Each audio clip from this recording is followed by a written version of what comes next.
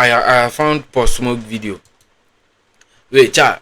W's for Smoke, bro. R.I.P. bro. Like one of the most painful death in the game. Pop Smoke. The final 16.5 hours of Pop Smoke. Okay.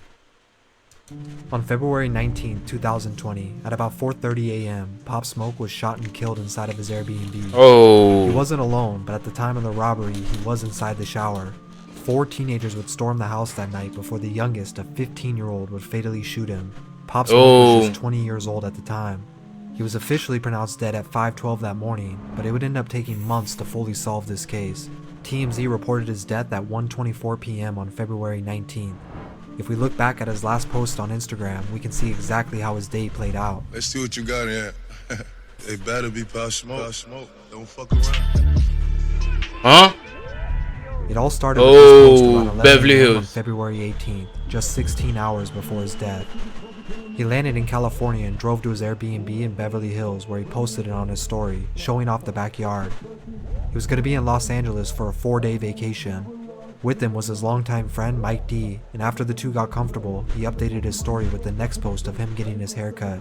This was followed with a picture of him relaxing by the pool before getting ready to go shopping that evening. In the top left, a tag showing Beverly Hills. So far, the day was playing out normal. Nothing seemed Bro has shown his location. However, the very next post would change the events of that night. That post actually comes from Mike D. Advert. Yo. This is what I hate, bro.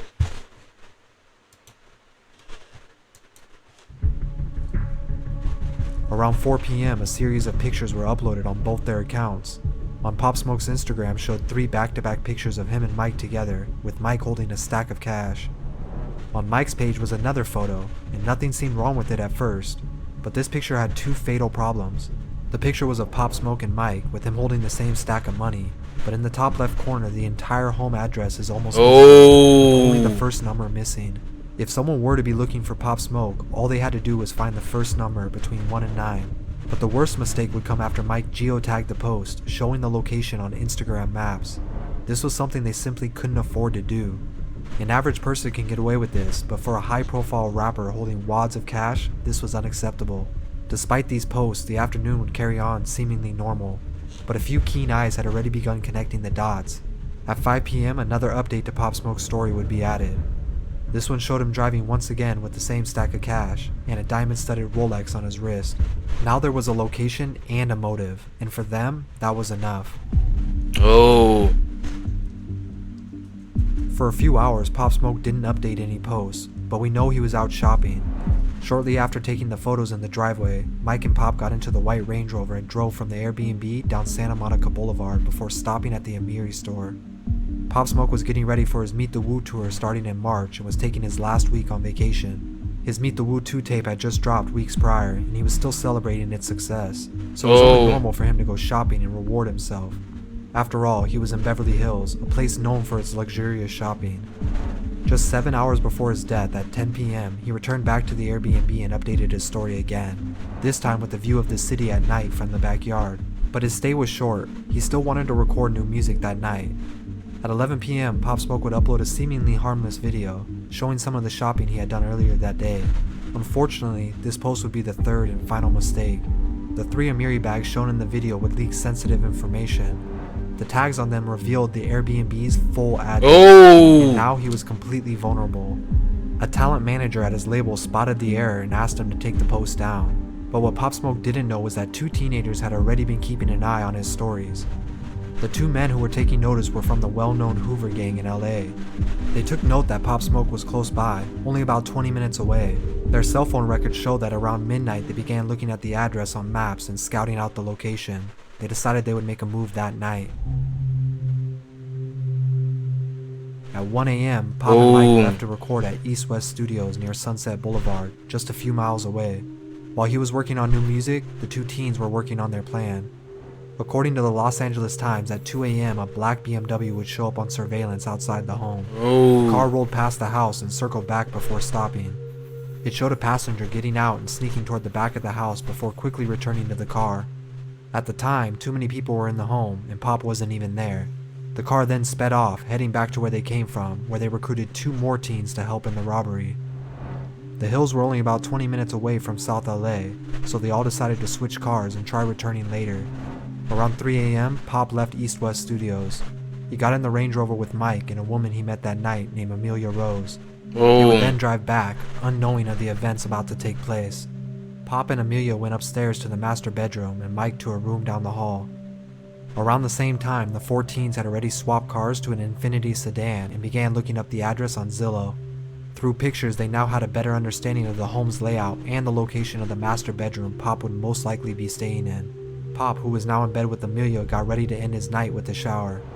His last activity on social media were these Twitter replies to a few fans. About 20 minutes passed and the Infiniti would pull up, lights off. They snuck through the backyard and climbed up the balcony to the second floor.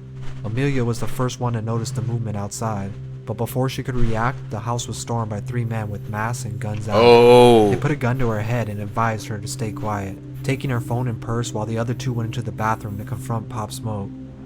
They told Pop to take off his watch and hand it over, to which he did. But then Pop lunged at the gunman and attempted to fight back when he was shot in the chest by a 15-year-old. Amelia screamed as Pop hit the floor and the two men kicked him repeatedly. In a final attempt to escape, Pop got up and ran toward the stairs where he was shot 2 more times in the back. The three men then stormed out of the house. Mike was woken up by gunshots ringing through the halls, to which he found Pop at the bottom of the stairs and immediately called 911. Hello? Hello? I'm gonna tell him to wait for LAPD.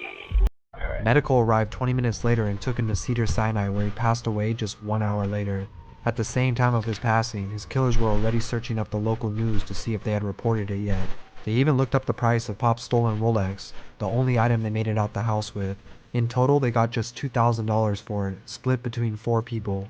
Despite having cell phone and internet records, authorities didn't have hard evidence to make arrests for almost 3 months.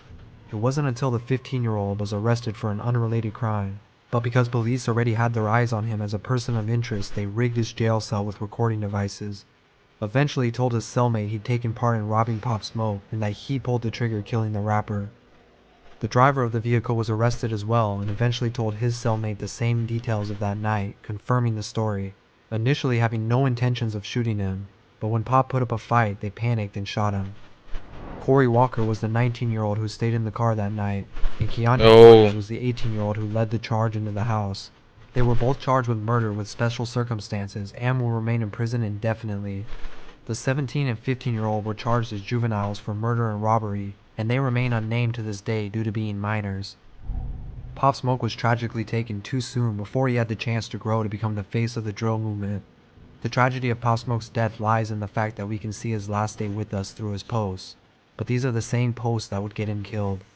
Fans would express their hurt for the death of Bashar, and to this day, over 2 years since his passing, his music is still loved and being discovered by people every day. Rest in peace. W's Pop Smoke. Yo, chat, yo. Pop Smoke.